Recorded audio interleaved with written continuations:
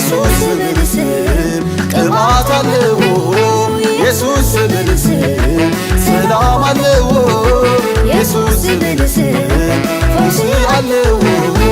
ፈውስ አለው ፈውስ አለው ፈውስ አለው ፈውስ አለው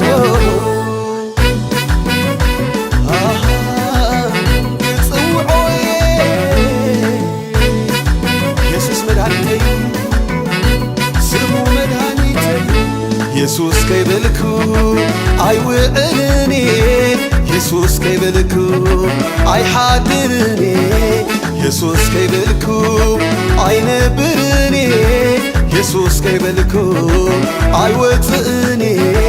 ትንፋሰይ እንድዩ ህወት ስሙ ከይጸዋዕክዎ ምንባር ከቢድ እዩ ሳልእ እኮዩ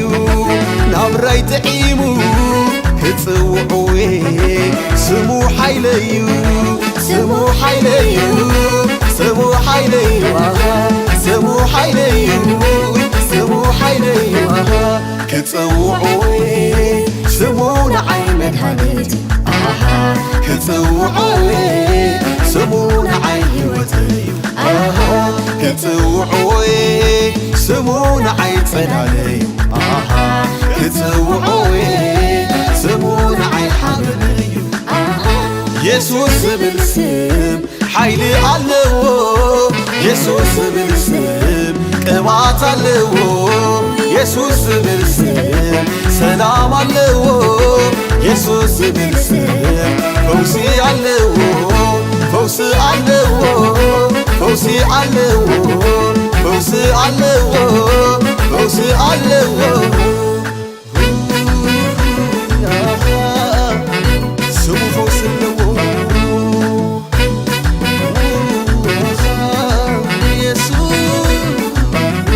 ኢየሱስ ኮዩ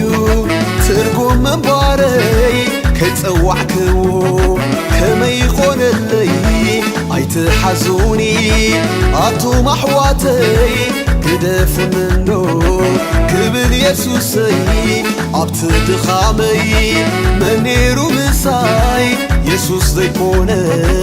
ደው ዝበለለይ ኩሉ ኸሓምኒ በቲ ውድቀተይ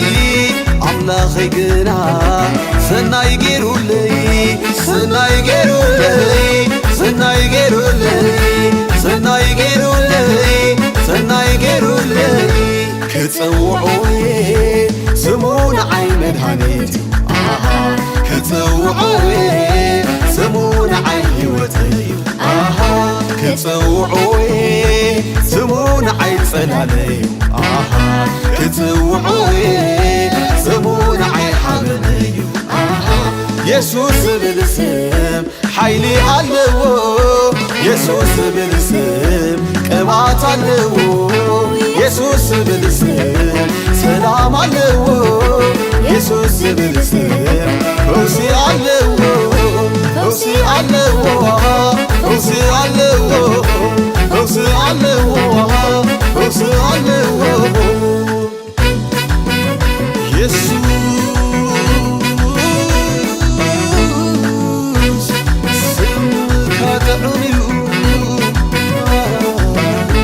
ዝበልኩም በሉ ኢየሱስ ክብሌ ዝተገብረለይ ይፈልጦ እየ ኣይዓጠንን እዩ ትቢዐ እየ ኢየሱስ ሒሰ ኣይፈርሕኒ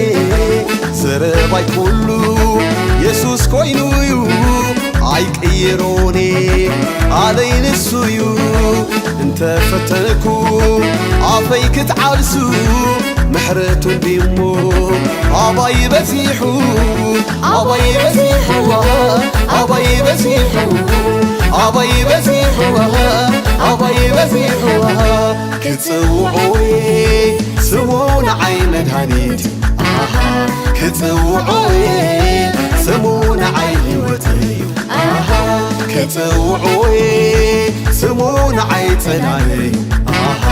ክጽውዑዌ ስሙ ንዓይ ሓበነዩ ኢየሱስ ዝብል ስም ሓይሊ ኣለዎ ኢየሱስ ዝብል ስም ቅባት ኣለዎ ኢየሱስ ዝብል ስም ሰላም ኣለዎ ኢየሱስ ዝብል ስም ፈውሲ ኣለዎ ፈውሲ ኣለዎ ፈውሲ ኣለዎ ፈውሲ ኣለዎ ፈውሲ ኣለዎ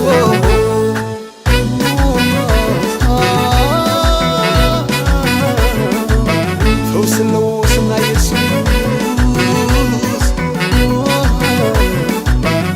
ጻድቃናት ኩሎም ተተኣኪቦም ኢየሱስ የምዝብሉ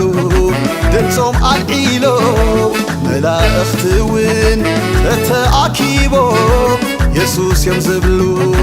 ድምፆም ኣልዒሎም እቲ ምኽንያትሲ ይፈልጥዎ እዮም ንሱ እኮ እዩ ትርጉም ምንባሮም ኣነ እውን ይብል ሓቢረ ምስኦም ኢየሱስ ጐይታዩ ንዘለዓለም ንዘለዓለም ንዘለዓለም ንዘለዓለም ንዘለዓለም ክጽውዖይ ስሙ ንዓይ መድኃኒት ክጽውዖይ ስሙ ንዓይ ሕይወተይ ክጽውዖይ ስሙ ንዓይ ጸላለዩ ክጽውዖይ ስሙ ንዓይ ሓበነዩ ኢየሱስ ዝብል ስም ሓይሊ ኣለዎ ኢየሱስ ዝብል ስም ቅባት ኣለዎ ኢየሱስ ዝብል ስም ሰላም ኣለዎ ኢየሱስ ዝብል ስም ፈውሲ ኣለዎ ፈውሲ